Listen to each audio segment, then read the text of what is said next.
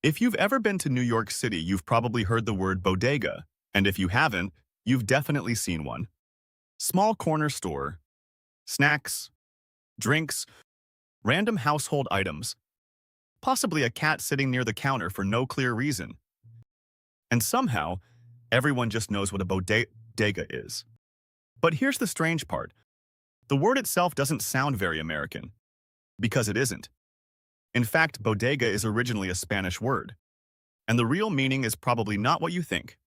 Most people assume it just means small convenience store, but originally, a bodega had nothing to do with chips, sandwiches, or late-night soda runs.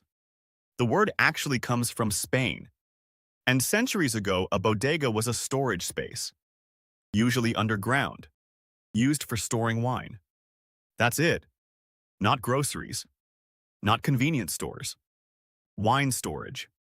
The word comes from the Latin word apotheca, which basically meant a place where things were stored away.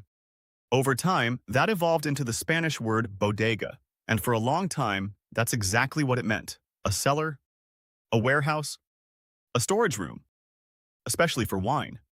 In fact, even today, in parts of Spain and Latin America, a bodega can still refer to a winery or wine cellar. So how did a word for wine storage become the name for a tiny corner store in New York?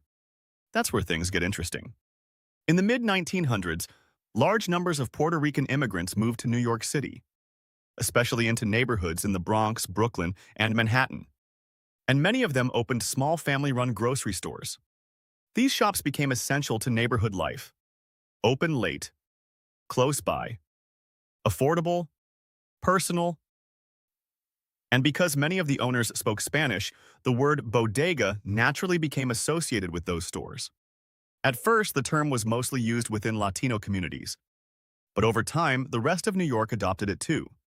And eventually, bodega stopped meaning just a Spanish-style grocery store. It became a New York thing, its own category. Because a bodega isn't just a convenience store. People treat it differently. There's personality to it. The owner often knows the regular customers. People stop there daily, sometimes multiple times a day, and unlike giant supermarkets, bodegas feel human-sized, packed, messy, familiar. You don't walk into a bodega for an experience, but somehow, it becomes one anyway.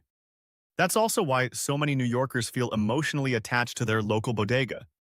It's not just where they buy things.